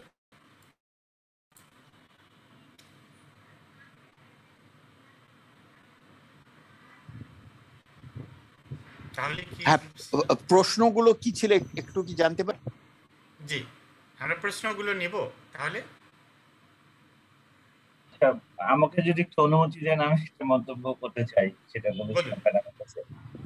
তো যদি কিছু মনে না করেন, আমি আসলে ওমর রহমান স্যারের যে বক্তব্য এটার সাথে মানে আমি একমত। কারণ কি আমি আসলে কিছুটা পড়েছি মাইগ্রেশন নিয়ে, আপনার মতো অত বিশেষজ্ঞ না, মাইগ্রেশন এবং লেবার হিস্ট্রি নিয়ে কিছু কাজ করেছি। তো সেই ক্ষেত্রে আমি দেখেছি, আমি একেবারে মানে কন্টেম্পোরারি মাইগ্রেশন নিয়ে কাজ করিনি, ঠিক আছে, কাজ করেছি ধরেন আর্লি মাইগ্রেশন নিয়ে, বা তার মানে আধুনিক যুগ যেটাকে বলা হয় সেই সময় শুরু থেকে। সেখানে মাইগ্রেশন গুলো আসলে কেন হয় এই প্রশ্নটা যদি আমরা করি, ঠিক আছে, এখন স্যার যেটা বলেছেন ওমর রহমান স্যার একদম ঠিক। এখন যদি বাংলাদেশ যদি মালয়েশিয়া হতো, এখান থেকে কতজন মানুষ মাইগ্রেট করে মালয়েশিয়া যেত, ঠিক আছে, এটা একটা প্রশ্ন। আপনি যত নিয়ম কানুন যত আইন দিয়ে দেন, সেটা আসলে মানে কতটা কাজ করবে আমি জানি না। আমার মনে হয় যে আপনার রিসার্চে কোনো ইম্পোজ করার দরকার নেই কিছু, ঠিক আছে, ইম্পোজ করার, আমরা যে আপনার থেকে স্টোরি গুলো জানছি এটা যথেষ্ট, ঠিক আছে, কিভাবে কোন নেটওয়ার্ক হয়ে যাচ্ছে বা যাচ্ছে সেটা, এটা দেখানোর রিসার্চের কাজ।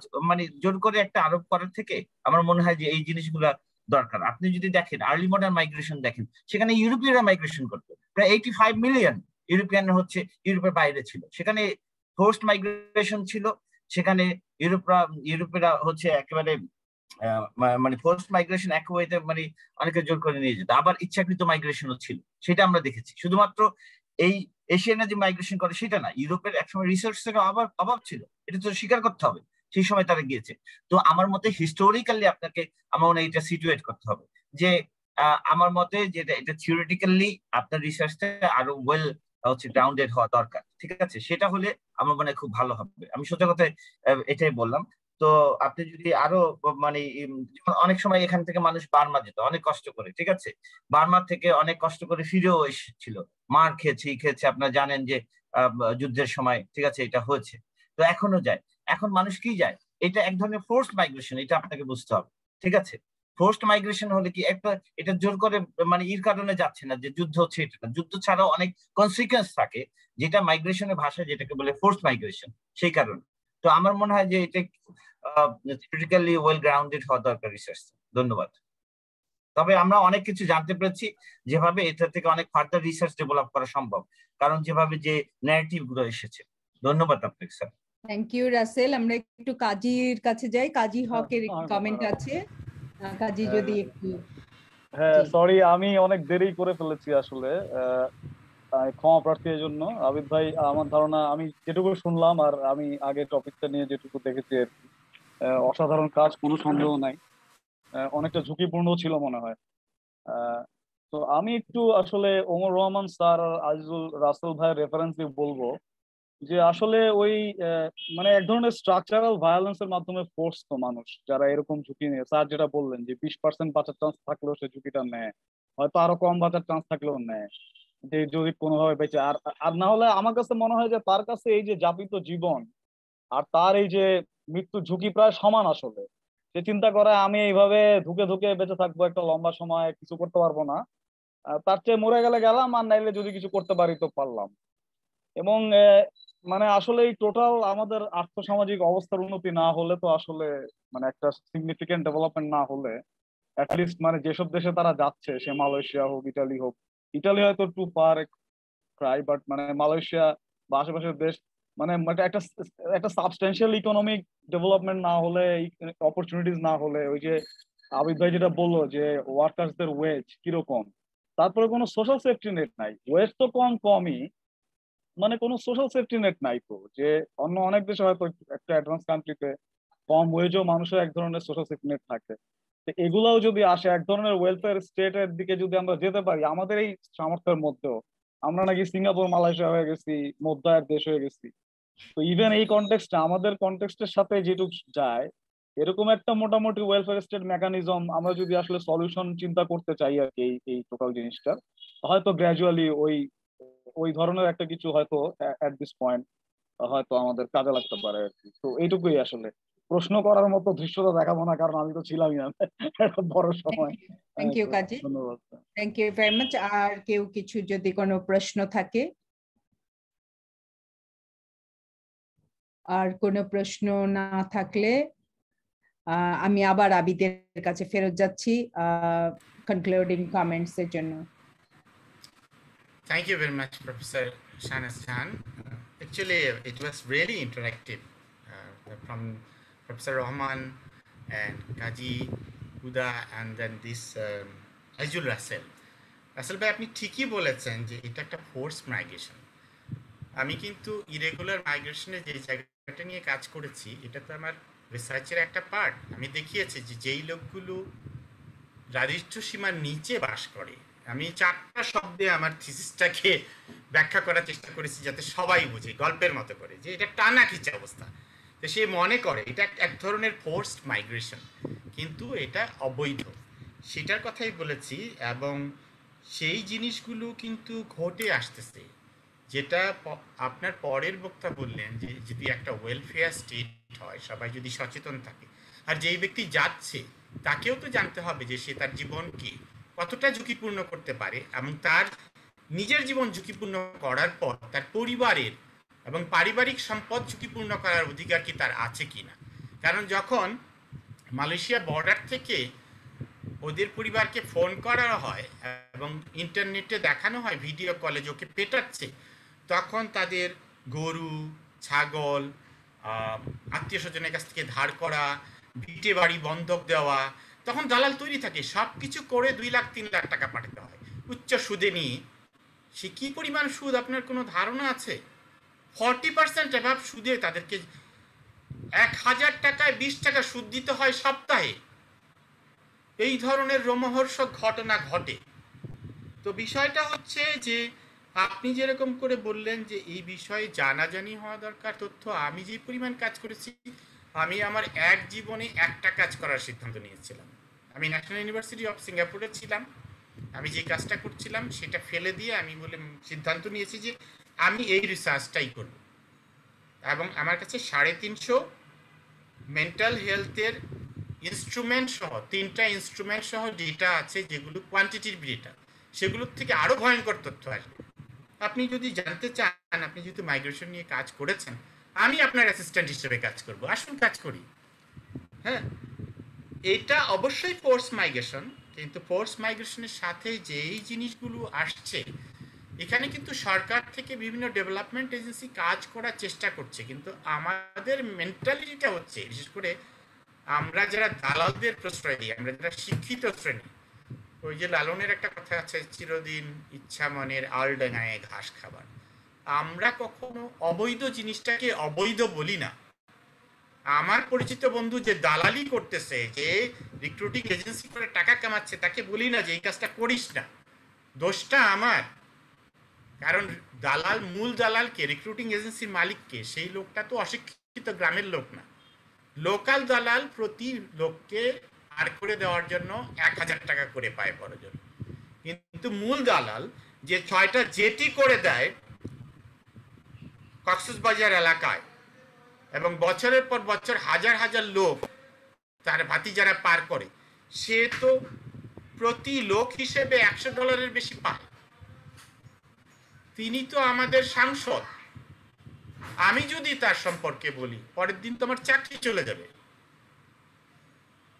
তা আমাদেরও বিষয়টা নিয়ে ভাবতে হবে। কাজ করছে, অনবরত কাজ করে যাচ্ছে এসডিসি, IOM, গভর্নমেন্ট একটা চমৎকার অ্যাক্ট করেছে 2012 সালে। এখন এই মানব পাচার আইন কাদের বিরুদ্ধে লাগায় জানেন? জমি জমা সংক্রান্ত ভুয়া মামলায় লাগায়। সুতরাং পলিটিক্যাল ইকোনমিক কনটেক্সট তো আছেই, বিষয়টা হচ্ছে যে আমি আমার কাজের ভিতরে কতটা সৎ এবং সচেতন থাকতে পারবো। আমার বাসার কাজের ছেলে যদি পরের দিন মালয়েশিয়া যাওয়ার জন্য রওনা দেয়, তাকে কি আমি বলতে পারবো কিনা যে এই যাসনি? আমি বিষয়টা আমার জায়গা থেকে দেখার চেষ্টা করি। অনেক ধন্যবাদ। আমার মনে হয় যে আরো আলোচনা করা সম্ভব। অনেকেরই কোয়েশ্চেন আছে, আরেকটা দুই একটা কোয়েশ্চেন থাকলে আমরা নিতে পারি যদি সময় অ্যালাউ করে। মিজান মিজান একটা কমেন্ট করতে চাই, আমরা যদি একটু শর্ট কমেন্টটা শুনে নিই। মিজান, ম্যাডাম আমাকে কি শোনা যাচ্ছে? জি জি। আচ্ছা, থ্যাংক ইউ আবিদ ভাই, আপনার একটা ওয়ান্ডারফুল একটা প্রেজেন্টেশন। আর আমিও একটু বলে রাখি, আমি মাইগ্রেশন নিয়ে কাজ করছি, বাঙালি মাইগ্রেশন নিয়ে কাজ করছি, এবং আমার পার্সপেক্টিভটা হলো হিস্ট্রিক্যাল। আপনি তো কন্টেম্পোরারি মাইগ্রেশনটা দেখছেন, ফোর্স মাইগ্রেশন, যেটা রাসেল বললো। তো আমি আমার যে রিসার্চের এরিয়া থেকে বলি, মানে হিস্ট্রিক্যাল ব্যাকগ্রাউন্ড থেকে, ওই সময় এই ধরনের এক ধরনের ফোর্স মাইগ্রেশন ছিল যেটা গভর্নমেন্ট একটা সিস্টেমেটিক ওয়েতে করতো। দু ধরনের, একটা ছিল ইন্ডেন্চার লেবার সিস্টেম আর একটা ছিল কাঙ্গানি লেবার সিস্টেম। তো প্রথমত ইন্ডেন্চারটা ইন্ট্রোডিউস করে, এবং পরবর্তীতে এটা যখন বেশি ইনহিউম্যান হয়ে যায়, বেশি অত্যাচারী শুরু হয় এই ইন্ডেন্চার সিস্টেমে, তখন ব্রিটিশ গভর্নমেন্ট কাঙ্গানি সিস্টেমটা ইন্ট্রোডিউস করে। কিন্তু আমার বিষয় সেটা না। আমি এখানে যেটা ফোকাস করতে চাচ্ছি সেটা হলো ফারুক চার এবং আপনি যেটা বললেন সেটার সাথে, যে এখানে আমাদের কি করণীয় আছে। এটা তো হিস্ট্রিক্যাল, আমি একটা ব্যাকগ্রাউন্ড দিলাম যে এরকম ইলিগাল বা ফোর্স মাইগ্রেশন ছিল প্রচলিত সেই ব্রিটিশ আমল থেকে বা তারও আগে যদি আমরা যাই। কিন্তু আমার স্টাডিতে আমি ওই সময়ে কিছু ওয়েলফেয়ার ইনস্টিটিউশন বা গভর্নমেন্ট কিছু ওয়েলফেয়ার মেকানিজম করছে, কিন্তু এখন যেটা আমরা যেটা দেখতে পাচ্ছি যে এই যে মাইগ্রেশন গুলা, ফোর্স মাইগ্রেশন গুলা, বা এখানে আমরা বলা হয় যে আবিদ ভাই যেটা শুরুতেই বলেছিল যে সিঙ্গাপুরে পড়াশোনার যে অবস্থা, যে ব্যয় আমাদের সে তুলনায় অনেক কম। হ্যাঁ, আমি সিঙ্গাপুর ন্যাশনাল ইউনিভার্সিটি 2 বার ফেলো ছিলাম, আমি জানি ওখানকার অনেক ব্যয়বহুল। ওরা আমাকে না নিলে আমি যেতে পারতাম না। তো বিষয়টা হলো, আমি ঢাকা ইউনিভার্সিটি থেকে পাশ করে গেছি, এখন মনে হলো যে আমি এত কম টাকায় পড়াশোনা করছি, কিন্তু এর পিছনে যারা আমাকে এই পর্যন্ত নিয়ে আসলো, সেই একটা গ্রুপ আপনি বললেন যে মাইগ্রেশন, সেই মাইগ্রেশনটা নিয়ে আমরা কাজ করছি। সো এখানে গভর্নমেন্ট বলে যে মাইগ্রেশন রেমিটেন্স, গত স্বাধীনতার পর থেকে আমাদের রেমিটেন্স অনেক বেশি, কিন্তু তারা যে কন্ট্রিবিউট করছে আমাদের জিডিপিতে, কিন্তু তাদের জন্য আমরা কি করতে পারছি। আমার প্রশ্নটা বা সাপ্লিমেন্টারি কমেন্টটা ওখানে, যে ব্রিটিশ গভর্নমেন্ট যখন ছিল, তারা এই সব মাইগ্রেন্ট তারা এখান থেকে ওই সময় তো যেত না, ওই সময় নেওয়া হতো, ওই সময় ব্রিটিশ গভর্নমেন্টরা নিয়ে যেত। তো তারা এই মাইগ্রেন্টদের ওয়েলফেয়ারের জন্য অনেক কিছু করেছে, সেটা জাহাজে হোক, সেটা যারা যেখানে মাইগ্রেট করছে সেই জায়গাটা হোক। কিন্তু আমরা এখন বর্তমান সময় স্বাধীনতার পর্যায়ে যে আমরা বলি যে আমাদের আমরা কি বলি যে কি যোদ্ধা যেন বলি, রেমিটেন্স যোদ্ধা। সেই রেমিটেন্স যোদ্ধার জন্য আমরা কি করেছি, তাদের কল্যাণের জন্য আমরা কি করতে পারছি। এখানে আবিদ ভাই কিছুক্ষণ আগে বললেন যে আমাদের সৎ সাহস নেই, আমাদের অ্যাডমিনিস্ট্রেটিভে অনেক মাল ফাংশন কাজ করছে, সুতরাং আমরা করতে পারছি না। কিন্তু আমাদের এই বিষয়গুলো আরো ফোকাস হওয়া দরকার। আমার এই কমেন্টটাই আমি করতে চাচ্ছিলাম। থ্যাংক ইউ আপা এবং আবিদ ভাইকে, সবাইকে। Thank you Mizan, thank you very much. আমার মনে হয় আমরা আর কোনো প্রশ্ন না থাকলে আমরা শেষ করতে পারি। আমরা এখানে প্রশ্ন দেখছি না, মিজানের কমেন্ট ছিল, আমরা প্রশ্ন দেখছি না। সো আমরা এখন অনুষ্ঠানের ইতি টানতে চাই, কিন্তু ইতি টানার আগে আনুষ্ঠানিকভাবে সকলকে ধন্যবাদ দিতে চাই। আবারও ওমর রহমান স্যারকে আমাদের আন্তরিক শ্রদ্ধা এবং অনেক অনেক অসংখ্য ধন্যবাদ। ধন্যবাদ ডক্টর আবিদ আহমেদ আপনাকে, এবং আজকে আমাদের এই প্রোগ্রাম করার পিছনে যারা আছেন আমাদের ULAB IT department, ULAB communication department এবং আমাদের ডিপার্টমেন্ট অফ জেনারেল এডুকেশনের সকল আমাদের অ্যাডমিন স্টাফ এবং আমাদের শিক্ষক শিক্ষয়িত্রী সকলকে ধন্যবাদ জানাই। ধন্যবাদ, special thanks to Rigan Chakma to organize this, and Ajijur Russell, Selima Kader Chaudhary, Reshma Akter, আপনাদের সকলকে ধন্যবাদ। আবারও ধন্যবাদ আজকে সুন্দরভাবে এই প্রোগ্রামটি আয়োজন করার জন্য। ধন্যবাদ জানিয়ে সকলকে ধন্যবাদ জানিয়ে, ওমর রহমান স্যারকে আবারও ধন্যবাদ জানিয়ে এবং ডক্টর আবিদকে ধন্যবাদ জানিয়ে আজকের মতো শেষ করছি আমাদের ওয়েবিনার। আমরা